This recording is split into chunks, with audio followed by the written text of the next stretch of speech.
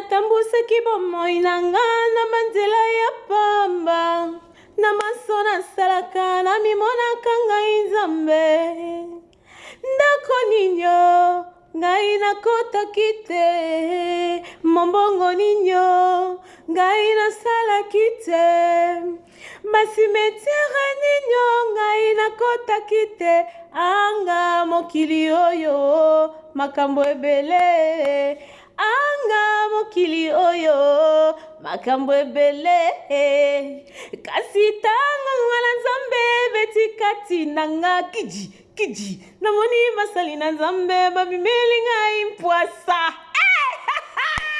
Voilà la grande famille de B52, la mignonne officielle. Voilà moi votre humble servante, Maman B52. Je suis là pour vous servir. Balobi. Ici chez B52, la mignonne officielle, tout ça là, on a pour nous la bino en tout cas, soki ya koloba ezali, to manka kate to ya kapo na ko solo là. Yo pose aux moi un plus au ticket biso dans commentaire et au ça la biso vrai bien ndenge bande ko na biso kongola braza balobaka. Donc soki ezali mbala no ya liboso ya kokota na libaku ya kolanda biso na mokolo ya lelo biso to za B52 la mignonne officielle. Au mona na si wana au s'abonner, au aimer, au commenter et puis au partager oyoka nini o Maman B52 ayei na yango na mokolo ya lelo. Famille bota shalom bisika biso ezomi bino en tout cas nzamba lola apambola bino nzambe amona bino abakisela bino ya musuni nzambe la radi pina baby singai Dipina va charge avec bisnga ya musuni babi famille bota en tout cas dans le calme tout va bien nzamba mona bino badina chou ba pécha lover en tout cas nzambe o ala la kati animba kati amona bino bisika nyonso bozwami bino événement na lo batalo kwa papa Serge événement ezaboni mosi tatute kumite yate mais événement eza moko le 29 mars 2025 on a showbeuse avec Belinda Kandi la patrona balobi 7 ans et anniversaire il y a Bellevue télévision équipe à Bellar Mobimba et Kozala on a la famille hâtez-vous achetez vos billets achetons si on va acheter français ça drôle français à buzoba achetons parce que ngamo na miche na kati ngada na sombe na ngabiye na na lobise bino ke ngana na côté yo bo benga économique côté ba te belé wana biso ba $10 ngana za côté na pona lingi pena lo yenge na lingi jurana na na omona kaida na gangi na omona deko na gangi deko mamani Kenny Linda na lingi pena jurana na za la free na ganga pokota VIP te beza bata ba sérieux so ça pour ça VIP ça pour ça sérieux VIP $30 donc événement ils ont encore le 29 mars 7e anniversaire il y a Belinda Bellevue télévision en tout cas tous à la wana Kaminamba zinde banglophone balobaka boya penza ebele to savoureux journée kitoko oyo et pesa melibiso ozana posa o se divertir ozana posa bande kona biso o to mona na ba télévision e moko moni na balabala leki mais o passer na mo temps moko boye na salle moko boye donc tozala wana le 29 mars 2025 voilà mon aîné balo hey Nzambe biso bana liboso Bellevue lo ele biso nini na titre film oh mon aîné bande ko boy bilo biti na ta film wana nazo landela yango tableau par tableau nazo lingana comprendre histoire oyo eza na kati ya famille ya papa na nga Turbo na mama na biso Ani nazo lingana comprendre bali bate ya biso nini na dakosta ya na baleki nemi bala basi nali nazolinga na comprendre na famille ya mama na biso étoile na bana na ya basi mibale Sylvie na Maria sœur Maria nazolinga na comprendre bande wonanga Bellevue abombeli biso nini Bellevue abombeli biso nini na ba film na biso déjà eza na batu misusu soka tali déjà premier épisode ya film a vu déjà idée abi film onde na omonela ngo ezabwe totali na partie ya couple ya Vini na kombone kiminga nzambe na ngai Daily Vini azolinga accoutrement ya mwasi na ete kote wana pe ezana leçon moko ba omema biso tina suka to ko comprendre leçon nini to message nini o belle vue ayeli biso na kati ya film oyo ba intitulé Mon Néné. La grande famille de B52 la mignonne officielle. Nga pour l'instant on a comprendre pendate parce que na linga koloba makambo na maîtriser hein. Na tele film na lobby na bandela ngo 2 fois. Na meki na comprendre na habité na ko jump te na ko kendelo mbango na conclusion te ndenge na zalade aso na tali premier épisode na bika Bellevue na film wa linga le balabiso mais tout Bellevue a perturbé nga. Je ne me suis pas retrouvée na se retrouver te lelo maybe peut-être le lolé na la deuxième épisode na bando comprendre ba angle musu ya film na biso oyo e bengami na titre ya Mon Néné. La grande famille, si vous avez une vidéo précédente, bon, qui ba artiste na biso, ba comédien, to mona ki metapinga, bon, mona metapinga, bon, mona papa Serge, bon, mona pas une chose ça qui papa Fioti na ba vidéo précédente ezawana bazali ko invité biso pour na journée spéciale oyo ezali ko ya.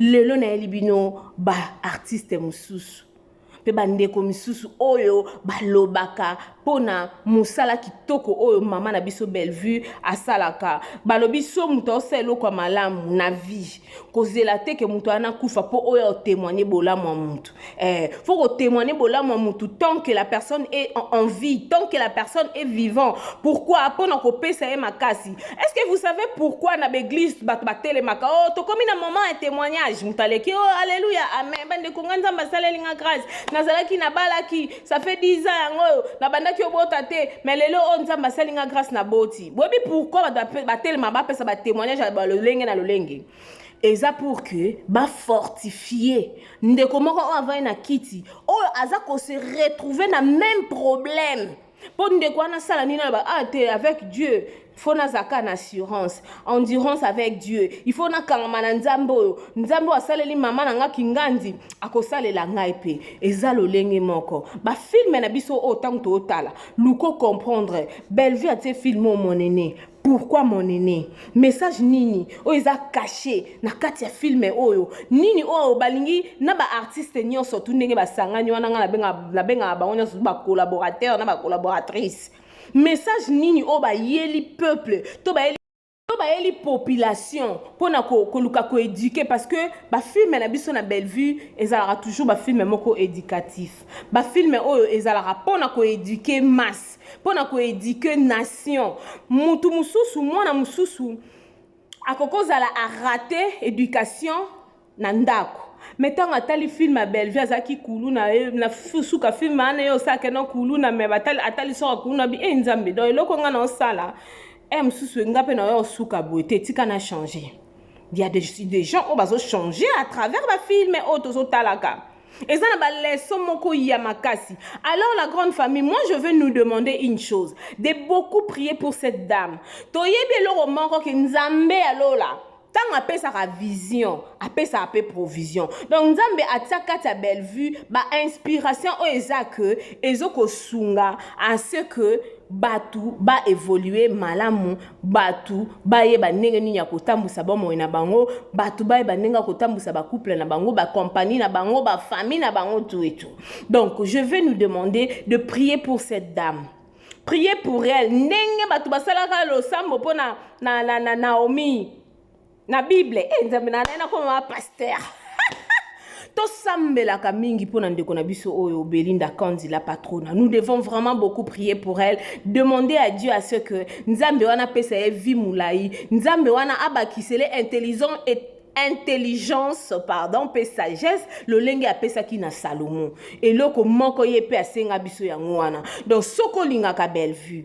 Saka mingi na mabondeli parce que toza na monde moko ya turbulence. Toza na mokili moko oyo eza lisusu penza ndenge tozalaka na kalate 15 ans passé te na monde lelo oyo tokomi ko normaliser oyo tokokaki pas ko normaliser 15 ans passé.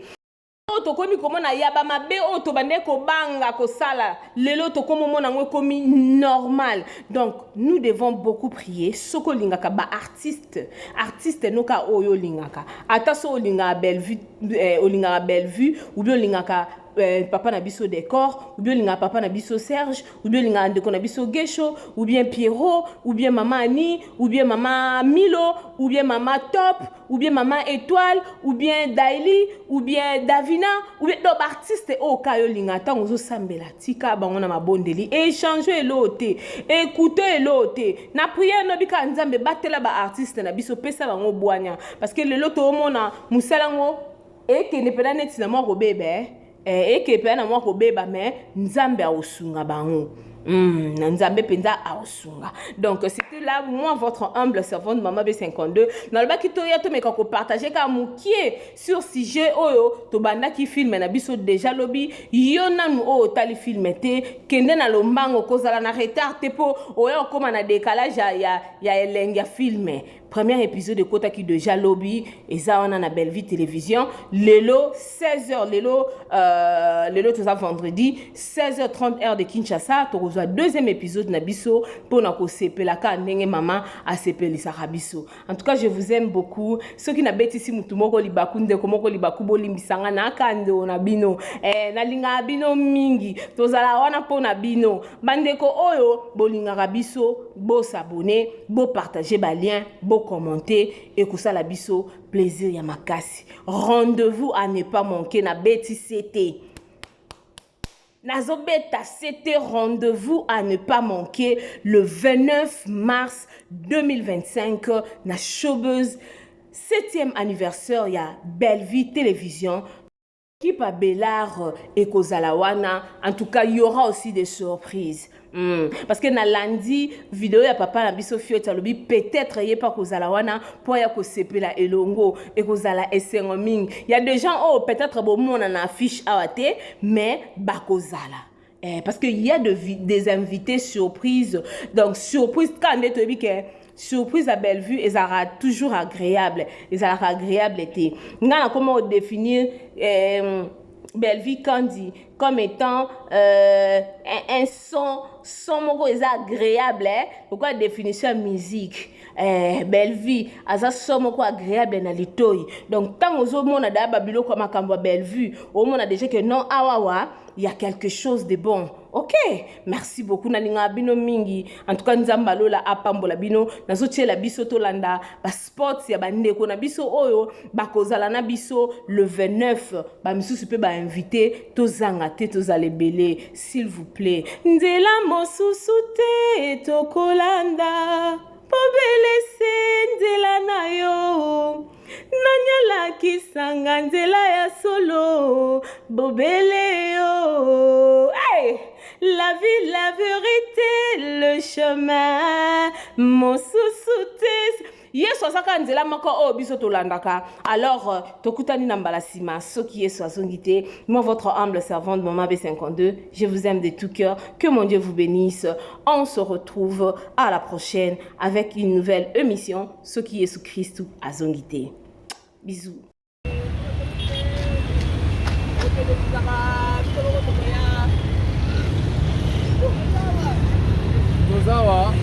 Musale Salima, pas de distraction, distraction surtout, il y a tout ça à la tête. Tout ça, la promotion, tout ça, dans le mois de mars déjà, le 13 mars, Jerry Cobetos sort bien le 13 mars, Jerry Cobetos, tout ça, on a déjà. Alors, c'est ça déjà. Oh, là, ça dit plein d'émissions, on a dit qu'il y a eu soit pour le show, il y a rien à oublier.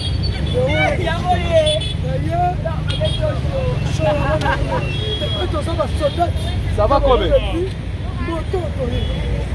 Ça va Moussala boulot.